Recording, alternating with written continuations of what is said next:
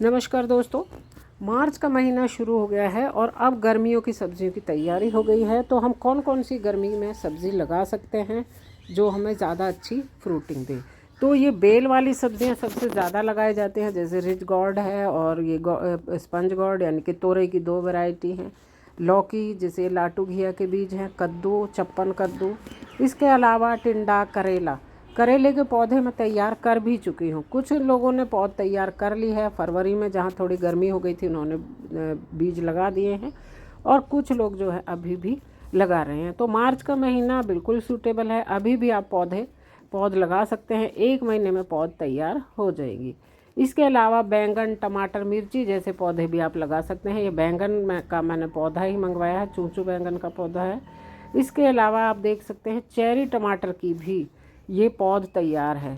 गर्मियों में हमें टमाटर मिलते रहें, इसके लिए ये अभी पौध लगाने का सही समय है। ये पौध तैयार हो चुकी है बिल्कुल, लगभग 1 महीना इसको हो गया है, और अब ये पौधे जो हैं वो बड़े गमले में प्लांट करने के लिए बिल्कुल तैयार हैं।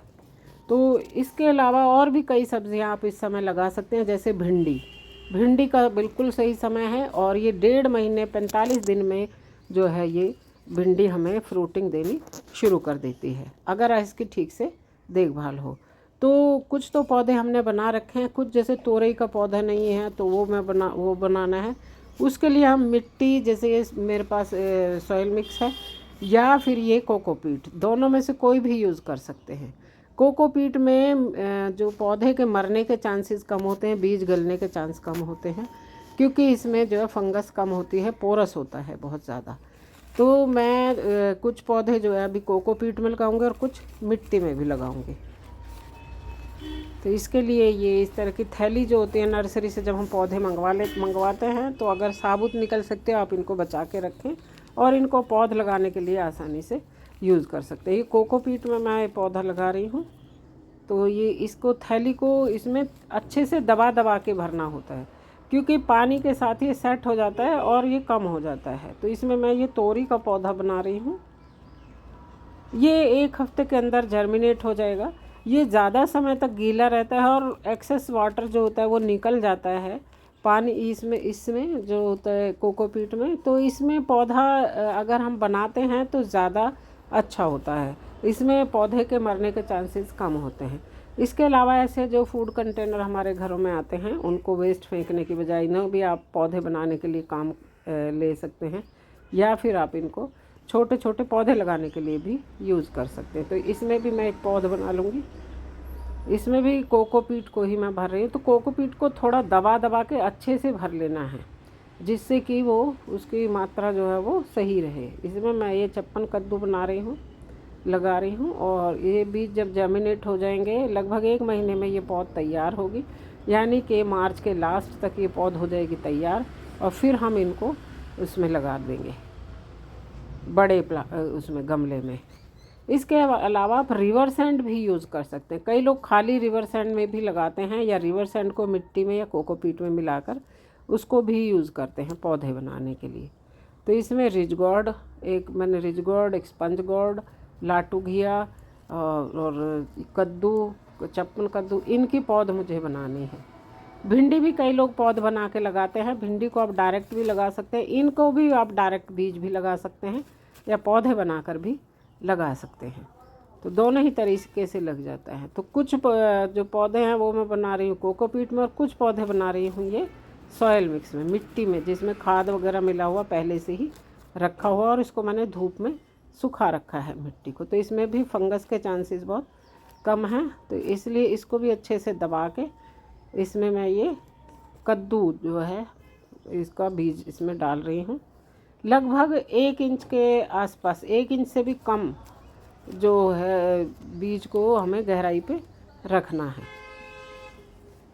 इसमें हमें ये जैसे करेले के, इसमें 2 पत्ते बड़े आ चुके हैं, दूसरे 2 और आ गए हैं। तो जब ये चारों पत्ते बड़े हो जाएंगे तो हम इसमें 4 पत्ते पूरे होने के बाद इनको इम्प्लांट उसमें दूसरे गमले में प्लांट कर देंगे।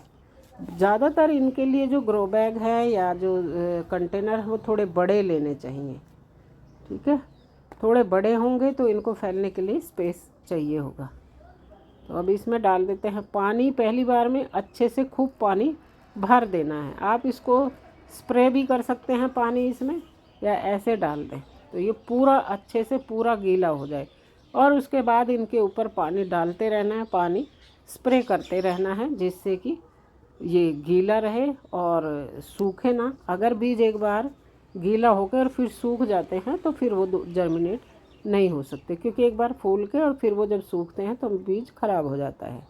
तो इसलिए पहली बार में अच्छे से पानी भर देना है ताकि 2-3 दिन तक गीला रहे। और जैसे ही ऊपर से ये जो हमारे ये पॉट हैं ये सूखे दिखाई दें, उनके ऊपर पानी स्प्रे करता रहना है। लगभग डेली पानी स्प्रे करना है, क्योंकि मौसम अब थोड़ा सा गर्म हो गया है और हवा भी चलती है तो वो ऊपर का सरफेस जल्दी सूख जाता है। पानी डाल के चेक कर लेना है कि बीज कहीं बाहर तो नहीं निकल गया। आप पानी स्प्रे भी कर सकते हैं, हाथ का सहारा दे के डाल दें तो कैसे भी, लेकिन बस ये है कि ये पूरी तरह से शुरू में गीला होना चाहिए, मिट्टी और कोकोपीट जो भी है।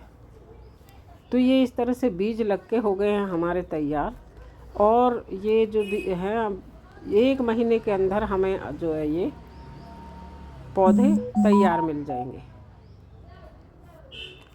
तो इस तरह से ये बेल वाली सब्जियां, साथ ही बैंगन, टमाटर, मिर्ची, ये सब पौधे आप बना सकते हैं इस समय। अगर आपने पौधे बना लिए हैं तो अभी प्लांट भी कर सकते हैं बड़े गमले में।